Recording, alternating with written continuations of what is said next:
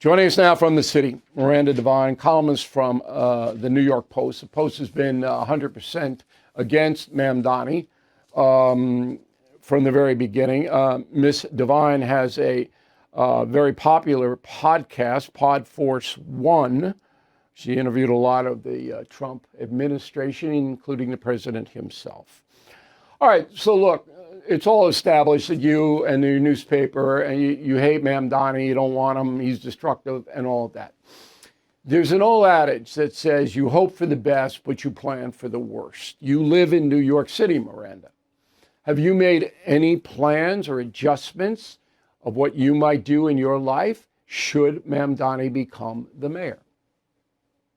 Not really. I mean, we've lived through de Blasio when the city visibly went downhill very quickly. And then, of course, the pandemic when it became like the night of the living dead with a whole lot of zombie drug-affected, mentally ill people wandering the streets and a whole lot of inmates released from Rikers Island. And then, of course, we had a whole bunch of illegal migrants placed in hotels all around Midtown. So it's been, pretty willing for the last, almost since I arrived here back in early 2019. So I think that we're expecting, if Mamdani wins, that things will go south slowly. I mean, already the NYPD is a shadow of its former self. You can just tell from the fact that there are so many women, so many small police officers who just stand around reading their phones. Now, Jessica Tisch, who's the very good NYPD commissioner after a series of upheavals, Mamdani was forced into saying that he would probably keep her on, which is one bright spot. She's not going to stay. Well, he knows that she's going to be his foe in the next election. So I don't think he's going to want to keep her on anyway. So I'm sure he'll make life miserable for her. And that's the last piece of good news that we have about keeping the NYPD together. And I must say, under Eric Adams, things started to look up on the crime front. But Mamdani is on record. He's pretending now and that he didn't really mean it, or he's changed his mind. And yeah. Well, we know that he doesn't want to prosecute criminals because he believes society is at fault, not them. But you say you haven't made any plans or thought about it. So I have family members who live in New York City. And I said, look, if this guy comes in within 6 months, you're going to have a frightening rise of street crime because the people committing the street crime aren't even going to be arrested. I wouldn't be surprised if the 911 system collapses because there's not enough police now. And the police that are going to stay, many of them will leave, are going to be reactive. They're not going to be aggressive. They're not going to be running out there as fast as they can run out there because he's going to have civilian review boards that are anti-police. And if a cop makes a mistake, all right, defends himself or herself, he's right in front of the board. And you can sue the cops if you're a thug or anybody. Who's going to do that? No one. So I'm telling my family members, look, you're going to go out at night. You're going to have to go out 3 or 4. You can't go out by yourself. That's number one that's going to happen. Number two is garbage isn't going to be picked up. Union people are just going to go, every bit of efficiency, and the city is not efficient, okay, is going to go down because this 34-year-old, he doesn't have the organizational capacity to keep it up. It's the largest city in the country, 8.5 million people, all right? And you know who's going to get it worse? The poor. The people who are voting for Mamdani are going to get it the worst. So they're not actually voting for him. They're voting for Cuomo. Well, you're going to see, though. Liberal women and young people who are voting for Mamdani. And the majority doesn't want to. You're going to see immigrants, people born overseas, which is now 50% of the New York City electorate, vote for Mamdani. You'll see in the exit polling. Okay, they're going to get it the worst. 1 million Muslims will, yes, because he's gone out to buy that vote. American homeowners, the FBI has been warning all of us about a type of real estate fraud called title theft. The target, your equity. With just a forged signature, ownership can be transferred out of your name, and without protection in place, you are facing an emotional and financial nightmare.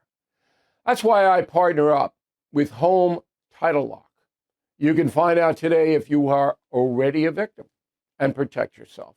Use promo code BILL at HomeTitleLock.com to get a free title history report plus a free trial of their $1 million triple lock protection. That's 24/7 monitoring, urgent alerts, and if you are a victim of fraud, they will spend up to $1 million to fix it. Don't be a victim. Protect your equity today.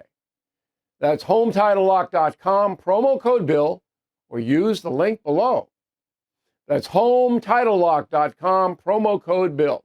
As a New York Post columnist, and your beat is the city, do you believe that the people voting for Mamdani are stupid? No, I'll tell you the way I see it.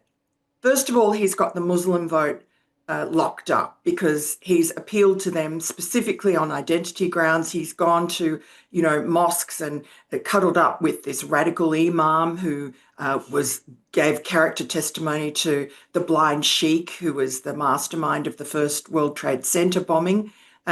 He's made he's not even bothered hiding his affinity with radical Islam. So that's number one. And then you've got young people. And I mean, in a way, I can forgive them for their stupidity because, they haven't been taught any history. They haven't read your books.